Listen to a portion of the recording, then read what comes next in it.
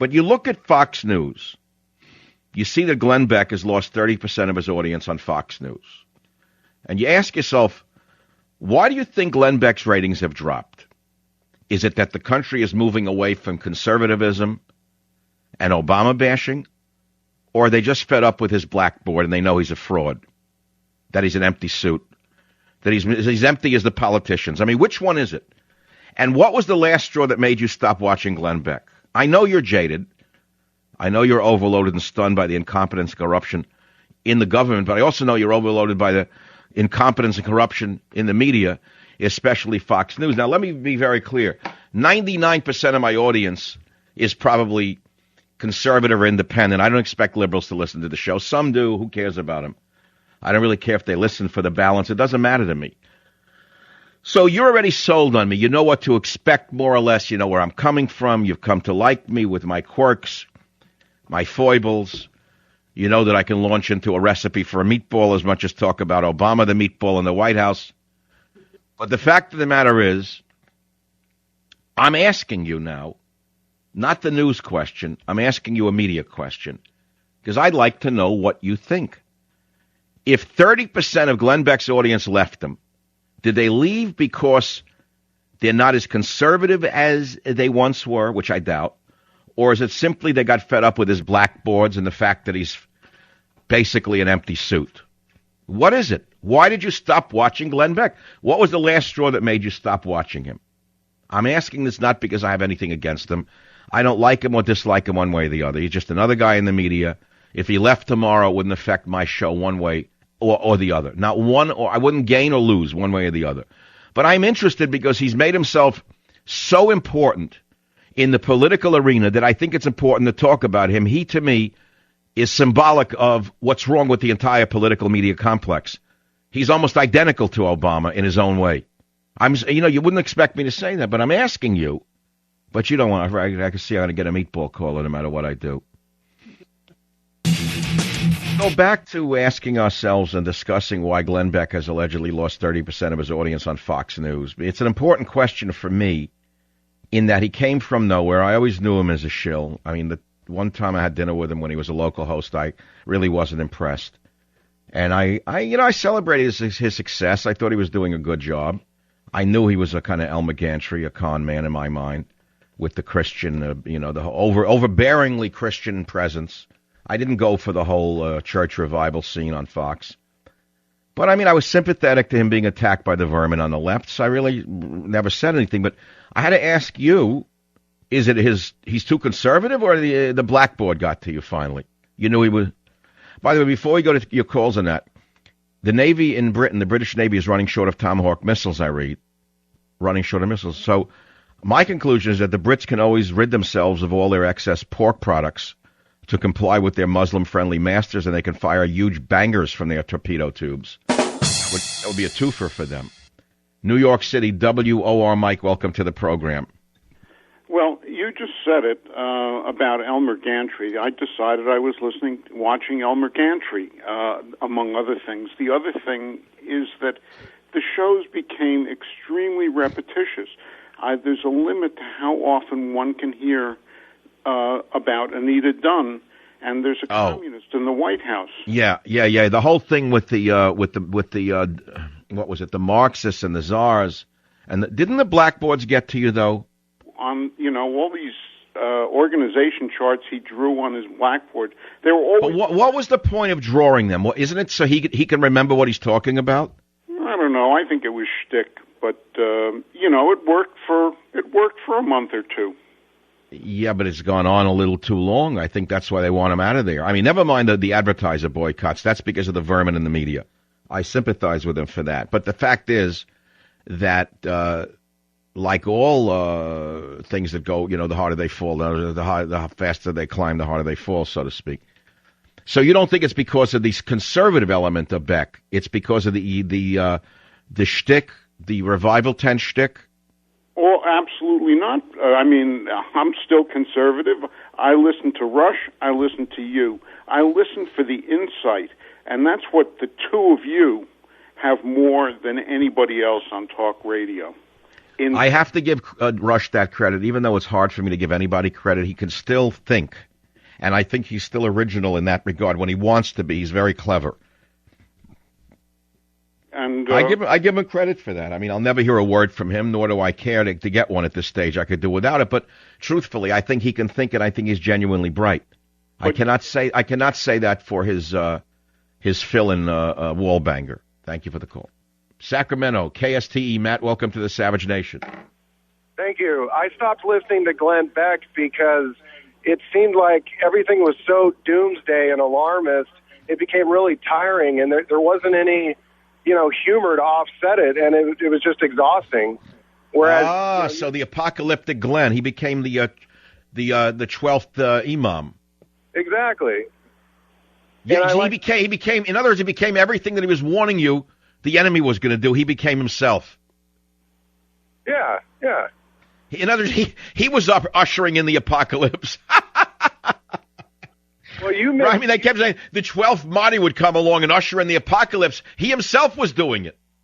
Exactly. No, it's very interesting. He became, in other words, a reflection of his own worst fears. I never thought of it that way, Mike. But here, Tampa, Florida. Peggy, welcome to the Savage Nation. Hi. I don't think Glenn Beck is conservative enough. He doesn't have the freedom that you have. There's always the feeling he's being constrained or contained by a higher source, and also, at the end of the day, that he's in it for profit. That's very interesting, but let's start with the first point you make. The last I checked, 19% of News Corporation was owned by a Saudi investor. I think that's still true, is it not? We more or less know that? Yes. About 1/5 of stock in News Corporation is held by a Saudi investor. So that unto itself would put a slight damper on anything to do with the threat of radical Islam, whether it's coming from the leprechaun, the big fish there. The big kahuna is the leprechaun, make no mistake about it. He manages most of the other talk shows, by what I've heard. They're all afraid of him. They're afraid of Bigfoot. Bigfoot O'Reilly rules the roost there. And I think that has a lot to do with it, is the ownership. As far as profit goes, it's a sensitive issue because we're all in the business to make a living, right? Yes, but Dr. Savage, I stopped watching O'Reilly years ago. He grates me. He's too opinionated. He's not interested in finding out what's really going on. You are. That's why. Well, I'm glad you say that. I've never been a fan of O'Reilly. I think the floor mats did it for me. When you get the O'Reilly floor mat and then get the O'Reilly shoe, now buy the O'Reilly sock. Now you got the O'Reilly shoe and sock, now buy the O'Reilly knee pad. Now buy the O'Reilly belt and buy the O'Reilly dog bone. I mean, it gets crazy after a while. How much money do these guys need? Are they that desperate? Who knows? I don't know. We'll do this for a minute or two more, and that'll be it. What the world needs now is love, sweet love. So who's going to be president? Who's going to be president? I'll tell you right now. You want to do a wager on it? You want to do a little wager job? It's Obama in 2012. I'll tell you why I say it. A, I'm a cynic. B, I've analyzed the elections going back a few presidents, and there is no election. It's a setup. The Repubs 8 years, the Dems 8 years. The Repubs 8 years, then the Dems get it for 8 years. Don't you see yet what's going on? Don't you get it? Don't you remember in the last election, Romney was way ahead of doofus McCain, and then all of a sudden they had some closed-door meetings in Virginia, I don't know where, and all of a sudden Romney disappeared and they had the Schmendrick come out.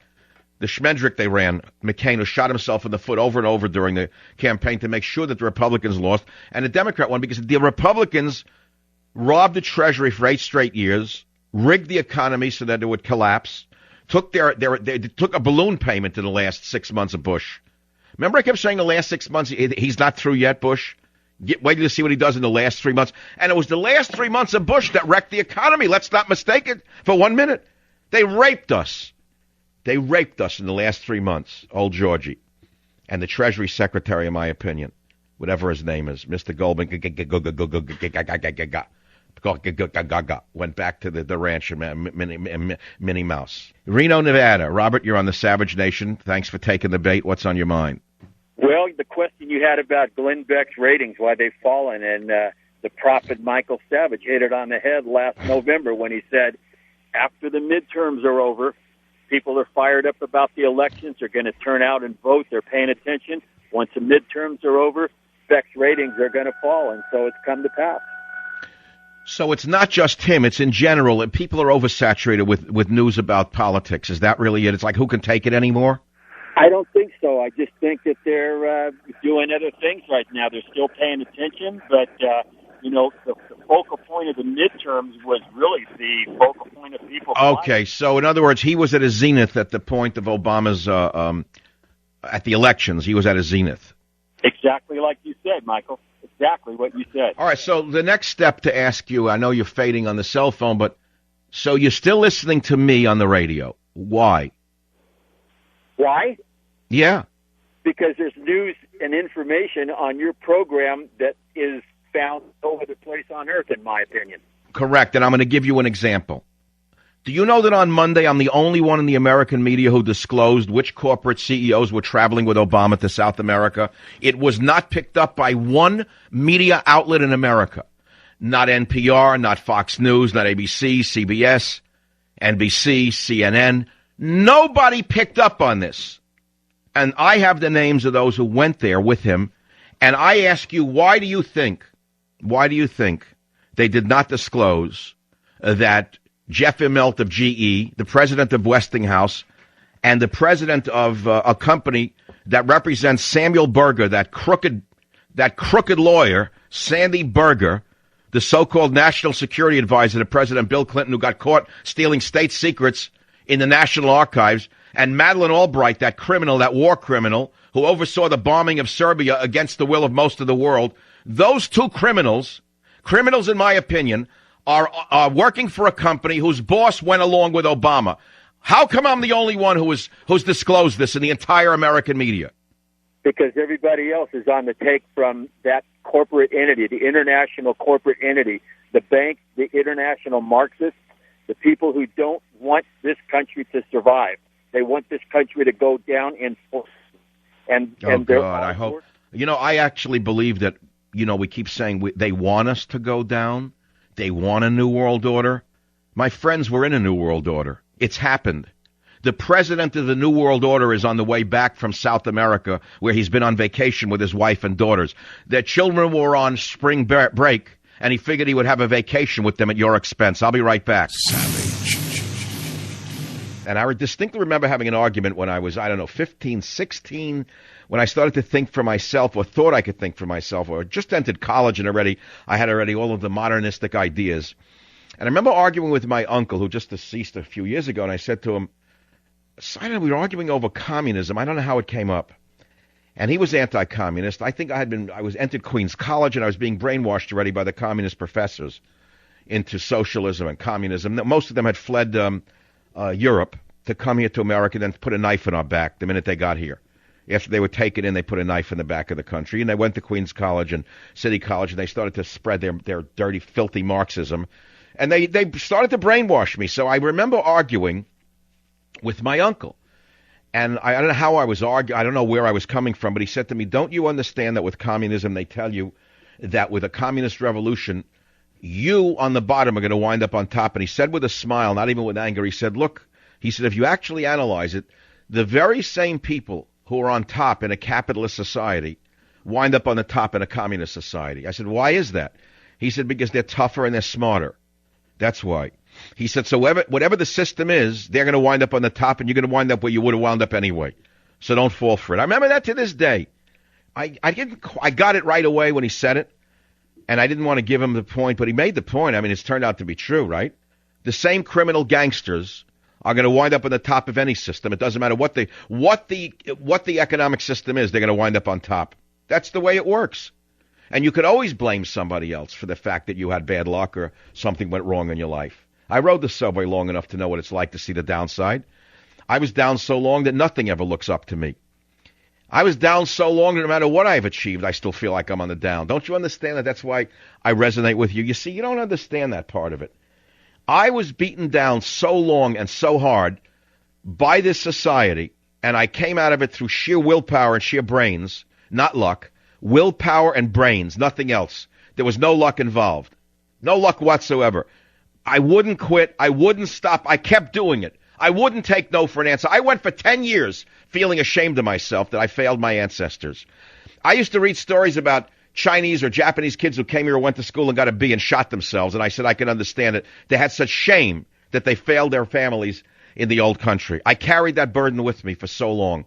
And it was done to me by the very vermin who are running America today. The very liberals who stacked the deck against anybody with a brain who's honest did it to me. They said white males need not apply. I don't want to cry. I've done well because I wouldn't let them defeat me. No matter what they threw at me, I kept fighting. I went around them. I went around them. I went around them. I went through them. I found a new field. I reinvented myself. I said, drop dead. I'll prove that I'm better than you. And in the end, I will win and I'll prevail.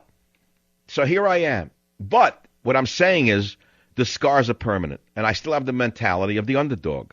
And I think it's because I still carry the mentality of the underdog and the way I project myself on the radio. I'm thinking out loud now. It's a funny show, really, in a way. It's a strange show. It's almost like therapy. It's almost like a confessional. See, when radio is good, it's a confessional where I'm the sinner and you're the priest. You ever think about it? The listener is the priest on the other side of the... They keep saying, from the day I started radio, people say to me, there's something about this guy. He does free association like no one. And when he talks, I listen to him as though he's talking to me in my house. I can't stop listening to this guy Savage on the other side of the... But what I'm saying, if radio is really to be done right, you have to give it a lot and you have to take a lot of chances. You have to do the open heart, open mind thing or you're dead. You can only fake this for a day or two, maybe 5 seconds, by the way. If I gave you the microphone and you never did it, believe me, you wouldn't last 5 minutes. This is like getting into a ring with tigers. But what I'm saying is if you go into it honestly and you really project what you're thinking and you have the ability to do that, you'll survive, you'll do well enough. However, it is a confessional where I am the sinner, and I like that analogy for today, right? That's a good one, isn't it, Phil? That works. Phil is my sound engineer, I think. Is that your official title, Phil? Thank God I know what you do after 15 years.